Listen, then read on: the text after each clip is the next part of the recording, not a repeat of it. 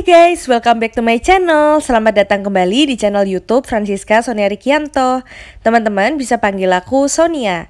Nah, di kesempatan kali ini karena kemarin itu banyak banget yang nanya ke aku gimana sih caranya mindahin Vaskes 1 BPJS Kesehatan dari kota asal ke misalnya kota Jakarta gitu atau kota domisili kalian yang baru. Nah, di video kali ini aku mau ngajarin nih ke teman-teman. Aku mau share gimana sih caranya untuk bisa mindahin Vaskes tingkat 1 BPJS. Caranya simple banget, teman-teman nggak perlu ke suatu tempat, tapi teman-teman bisa lakuin dari rumah aja, tinggal download aplikasi Mobile JKN. Teman-teman tinggal download di App Store ataupun di Google Play Store ya. Nah, setelah teman-teman download, itu tampilannya home-nya seperti ini guys.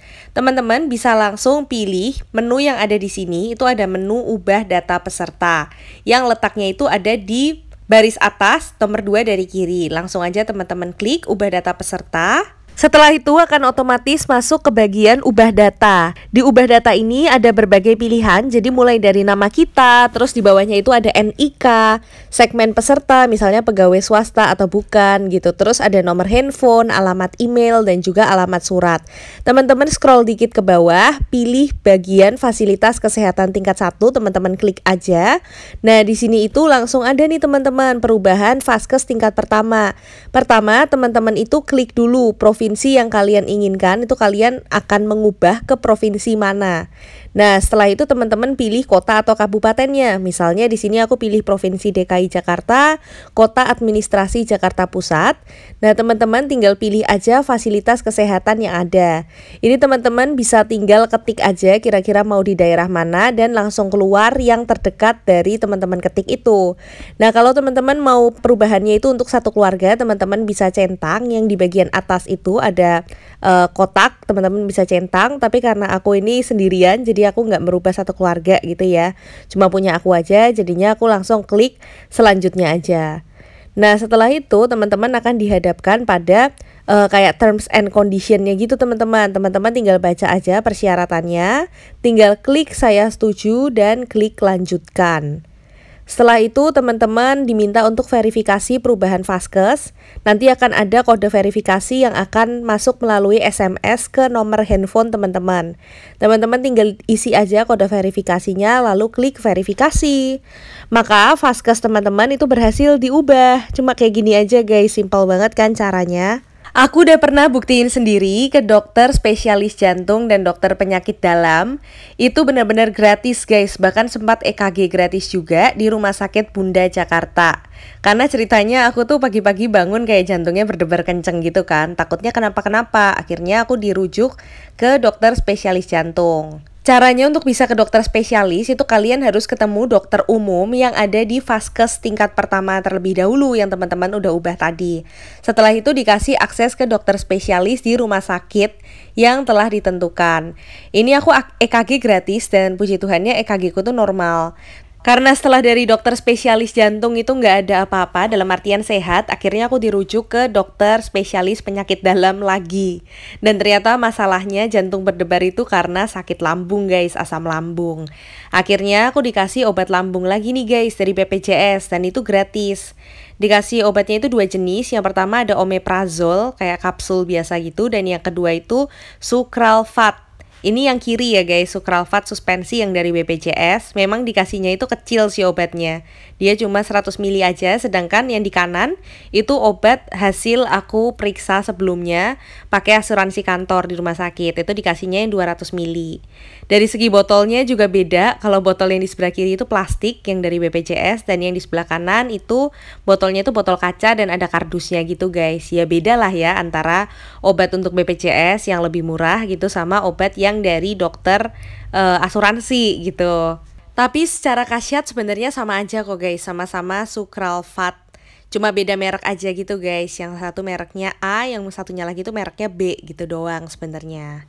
Ini tuh sama-sama obat untuk lambung gitu guys, untuk asam lambung.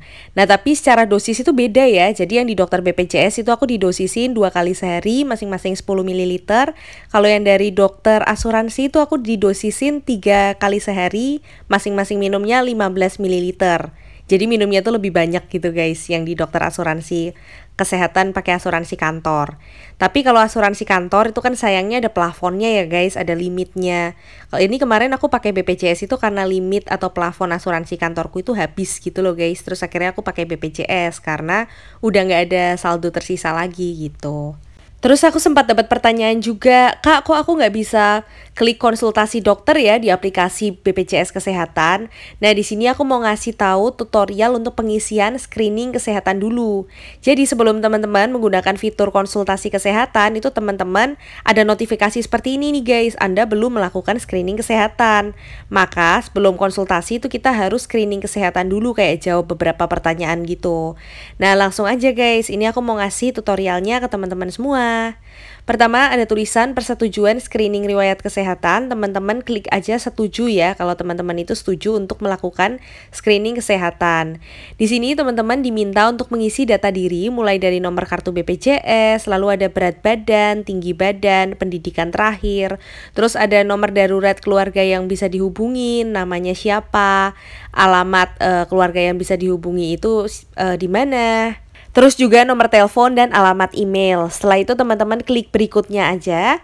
Nah, di sini ada pertanyaan mengenai riwayat kesehatan teman-teman. Yang pertama, apakah Anda merasa haus pada saat melakukan aktivitas normal? Pertanyaan kedua itu apakah Anda sering terbangun di saat tidur malam akibat buang air kecil berkali-kali? Ini dijawab sejujur-jujurnya aja ya guys ya, jangan ikutin jawabanku. Pertanyaan ketiga, apakah Anda selalu merasa lapar walaupun sudah makan besar beberapa saat sebelumnya? Ini apakah tidak, apakah kadang-kadang atau iya gitu. Terus apakah Anda mengalami berat badan semakin turun meskipun makan dan minum Anda melebihi normal? Tidak, kadang-kadang atau iya. Terus pertanyaan kelima, apakah Anda merasa cepat lelah dan mudah mengantuk? Pertanyaan keenam, apakah Anda mengalami penglihatan kabur atau sering berganti-ganti ukuran kacamata dalam waktu 1 tahun terakhir?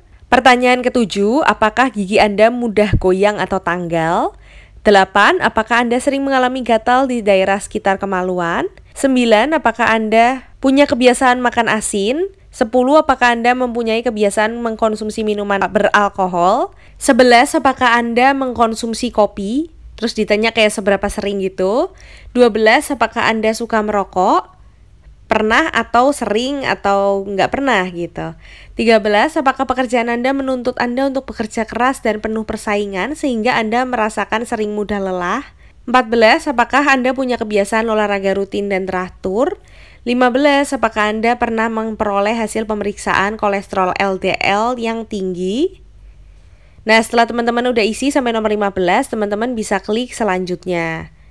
Nah, untuk bagian selanjutnya ini ada terkait riwayat penyakit pribadi. Teman-teman bisa isi berdasarkan kondisi teman-teman.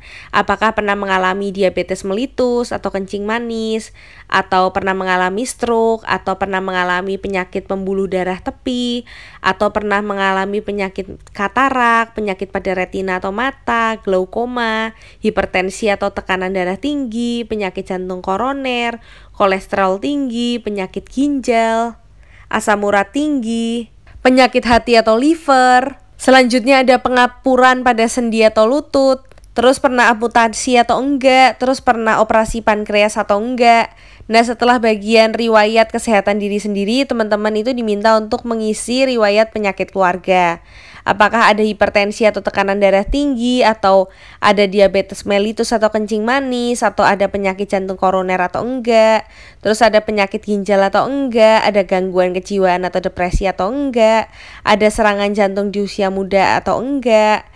Setelah teman-teman selesai, teman-teman bisa masuk ke bagian berikutnya, yaitu pola konsumsi makanan. Apakah teman-teman itu mengkonsumsi makanan bersantan, makanan cepat saji seperti KFC, McD, lalu makan jeroan atau otak, lalu makan sup buntut, sup daging, sup jeroan, pecel, urap, tahu tempe, minuman bersoda, dan yang terakhir itu ada teh manis lebih dari 3 gelas sehari. Teman-teman bisa isi sejujur-jujurnya sesuai kondisi teman-teman masing-masing. Setelah kita melakukan screening kesehatan, itu muncul nih guys seperti ini, info screening sekunder.